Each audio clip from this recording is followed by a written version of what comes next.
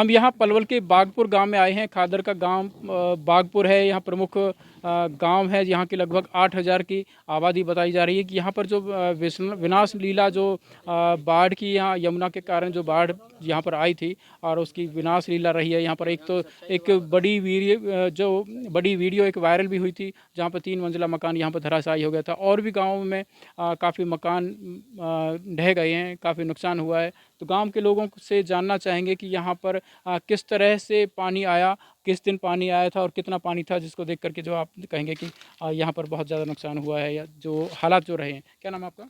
प्रदीप भाटी जी। प्रदीप जी, आप बताएंगे कि यहाँ सबसे पहले किस दिन बाढ़ का पानी आया था? जो हथनी कुंड बैराज से जो पानी छोड़ा गया था, यहाँ किस दिन आया था जिससे गाँव में भयावह स्थिति हुई? 13 तारीख को आया सर, रात को 13 तारीख को रात को आया था और पूरे में पानी पानी हो गया था, पूरे खेतों में, पूरे इधर उधर जंगल में। और पशु के लिए जो चारा था, बोंगे जो हम गाड़ते हैं उसके लिए, तो पूरे बह गए, सब नुकसान हो गया भारी। वहाँ पे जो मकान दुकान है सब फट गए, बहुत भारी स्थिति थी जी उस टाइम। हालांकि सरकार ने चेतावनी पहले ही दे दी थी कि हथनीकुंड बैराज से पानी छोड़ा जा रहा है, जो यमुनानगर करनाल और इधर साइड से होते हुए दिल्ली तक पहुंचा और दिल्ली के बाद में यहाँ पर आया था। तो लोगों को कह दिया गया था कि यमुना के आसपास के जो निचाई वाले जो क्षेत्र हैं या डूब वाले क्षेत्र हैं, वो अपने सुरक्षित जगह पर चले जाएँ। वो थे जी, कुछ समझदार लोग भी थे, वो अपने ट्रैक्टर ट्रॉली में अपने सामानों को लेके गांव में आ गए। कुछ ऐसे भी होते वो नहीं आ पाए किसी कारण, तो वो वहाँ पे बहुत असुविधा हुई है उनके लिए। पशु उसी में रह गए, पानी में बोंगे बोंगे बह गए, उनके खाना पीना सब दुर्भर हो गया उनका। यह एक बुज़ुर्ग बैठे हुए हैं, शायद इन्होंने इससे पहले की जो बाढ़ आई होंगी उस समय भी इन्होंने देखा होगा क्या मंजर रहा है। आप खड़े होंगे थोड़ा सा एक बार? आप बता दें, आपने पहले बाढ़ देखी होंगी हाँ जी, कितना नुकसान हुआ है और इस बार जो पानी आया कितना इस बार ज़्यादा हुआ है जी, पहले से तो बहुत ज़्यादा हुआ है इस बार। अब पहले जो नुकसान हुआ उसकी भरपाई सरकार करती थी, ये अभी तक कोई सरकार ने कोई सुनाई नहीं की है किसी प्रकार की भी। कोई डॉक्टर की टीम ना कोई डॉक्टरों की टीम आई हैं जी, कोई व्यवस्था ही नहीं है किसी प्रकार की भी। जो कर रहा है वो सरपंच कर रहा है यहाँ इस टाइम बस। किस तरह की मदद चाहते हैं आप सरकार से? चारा चाहिए जी सबसे पहले, फिर फसल को मुआवजा चाहिए जी जो नुकसान हुए हो। फसल के मुआवजे के लिए तो सरकार ने कह दिया कि जिनका नुकसान हुआ है 15,000 रुपये प्रति एकड़ के हिसाब से मुआवजा दिया जाएगा। तो यहाँ और भी गांव के जो लोग हैं, युवा बैठे हुए हैं, उनसे जानना चाहेंगे कितना यहाँ नुकसान इस गांव में हुआ है। क्या नाम है आपका? नाम दुर्गेश है जी, दुर्गेश जी, बताइए। गांव बागपुर से। यहाँ पे 13 तारीख को बाढ़ का पानी आ गया था जी। सूचना पहले ही मिल चुकी थी, लेकिन बाढ़ पहले भी आई है, सरकारों ने पहले भी मदद की है, लेकिन इस बार सरकार ने ना ही यहाँ पे कोई मदद की है, ना ही प्रशासनिक कोई किसी प्रकार की। जैसे पहले यहाँ पर जनरेटर भेज देते थे पानी निकासी के गांव के अंदर से, या कोई खाने की सुविधा भेजते थे, ना ही वो जनरेटर भेजे हैं, ना खाने की सुविधा है। हमारे पास में यूपी में ही एक शिविर लगे हुए हैं, वहाँ पर यहाँ की खादर से जनता उन शिविरों में रुकी हुई है। यहाँ लगभग 25,000 से ज़्यादा की आबादी वाले इस खादर क्षेत्र में 7 से 8,000 लोग उन शिविरों में यूपी में रुके हुए हैं। वहाँ यूपी प्रशासन ने हमारी मदद की है और माला सिंह फार्म, रेता ढानी, सोन सिंह ढानी, दमन सिंह ढानी, झुप्पा नगरिया, वहाँ से लोगों को निकाल कर लेके गए हैं। वो अपने बोटों के उससे यूपी प्रशासन की मदद से वो लोगों को लेके गए हैं। वहाँ शिविरों में रोका गया है उनको, वहाँ खाने पीने की व्यवस्था की गई है। यहाँ सरकार की तरफ से कोई व्यवस्था नहीं है, किसी प्रकार की कोई सुविधा नहीं है, ना ही लोगों को कोई खाना पहुँचाया गया है, ना ही कोई मेडिकल सुविधा है। यहाँ पर लगभग 300 गाँवों में कुछ घर गिर चुके हैं, 300 घरों में दरार आ चुकी है और चारा तो काफ़ी नुकसान हुआ है, बोंगे हैं वो बह चुके हैं। और यहाँ पे एक ट्रैक्टर खड़ा हुआ था जो बाढ़ के पानी में बह के और गिर चुका है पोखर में। एक बात जानना चाह रहे हैं कि यहाँ के हरियाणा के जो लोग यहाँ के हाँ जी, छोटे छोटे गांवों की जो ढानियाँ हैं बागपुर के आसपास की जो हाँ खदर जी। गांव में, तो कितने लोग और यूपी में जाकर के शरण कैसे लिए? हाँ जी, यूपी में शरण, यूपी यहाँ पे कोई सुख सुविधा ना होने के कारण यूपी प्रशासन ने लोगों को फंसा हुआ देख के हमारी मदद की है। वहाँ जेवर से विधायक हैं धीरेन्द्र जी, उन्होंने सुविधा कराई है।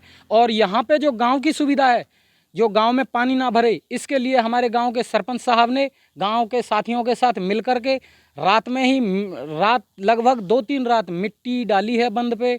जो गांव की अंदर से पानी निकासी की पुलिया होती है, उन पुलियाओं को बंद कराया है और मिट्टी डाल के लोगों को बचाया ताकि अंदर गांव में पानी ना जा सके। तो यहाँ गांव के लोगों ने सरपंच की मदद से या सरपंच की प्रेरणा से यहाँ खुद से मदद की है ताकि गांव में कोई नुकसान नहीं हो। लेकिन आसपास की जो ढानियाँ हैं उनमें किस तरह का नुकसान हुआ है जानना चाहेंगे।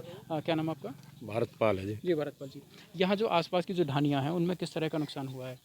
नुकसान सभी जगह, सबसे पहले तो फसल का पूरी का बर्बाद हो गई सभी, चाहे वो ढानी है चाहे वो गांव है, 16 के 16 जो गांव है सबकी फसल पूरी तरह बर्बाद हो चुकी है। और जो मकान दुकान गांव से बाहर बने हुए थे उन्हें सब में दरार आ गई है, कुछ गिर गए हैं, कुछ वहाँ फटे पे हैं जो उन्हें रहने लायक नहीं है। और जो ट्यूबवेल हैं उनके बोर हैं वो ख़राब हो गए सभी, ट्यूबवेल जितने भी लगे हुए हैं वहाँ पे। बाकी पहले भी 78 में बाढ़ आई है, 10 में बाढ़ आई है, 13 में बाढ़ आई है, 95 में बाढ़ आई है, लेकिन इस तरह प्रशासन ने अब की बार शासन और प्रशासन की जो बेरुखी रही है खादर क्षेत्र के साथ, वो कभी हमने देखी नहीं है। पहले शासन और प्रशासन आटे और चावल दाल सारी पहले भेजते थे, लेकिन अब की बार ना तो पंप सेट भेजे, ना कोई कट्टा भेजे, कोई कैसी मदद ये नहीं कि लोगों को बचाया जाए। और इतना ज़बरदस्त पानी था अब की बार कि शायद पहले बड़े बूढ़ों ने देखी है कि जब पहले कभी 78 में इस तरह का पानी आया तो उससे भी ज़्यादा पानी अब की बार आया है।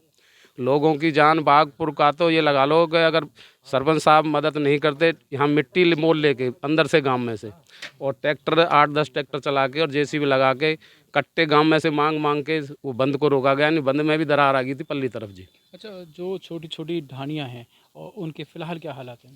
उनके हालात ये हैं कि वहाँ अभी लोग फंसे हुए हैं, पानी है उनके चारों तरफ, वो बेचारे इधर उधर ही अभी भटक रहे हैं, ना उनके पास खाने के लिए है, ना आग जलाने के लिए कोई सिस्टम है, मतलब सारे रास्ते कट गए हैं, तो उनके पास जाने के लिए सुविधा भी कुछ नहीं है जी।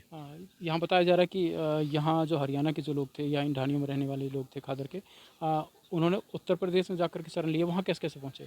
उत्तर प्रदेश प्रशासन का एक हमसे लगता हुआ गांव है चंडीगढ़ जी, उस चंडीगढ़ के लोगों को लेकारने के लिए उत्तर प्रदेश प्रशासन ने पूरी वहाँ जान लगाई, तो उसके साथ ही लगते हुए हमारे ये छोटे छोटे गांव हैं, तो उन्होंने हमारे सरपंच साहब ने वहाँ के विधायक से बात करी, उन विधायक ने उस सरपंच साहब के कहने की वजह से वहाँ से बोट लगा कर वो लोगों को रेस्क्यू किया वहाँ शिविर में, और उनको वहाँ रखा है जी उन्होंने।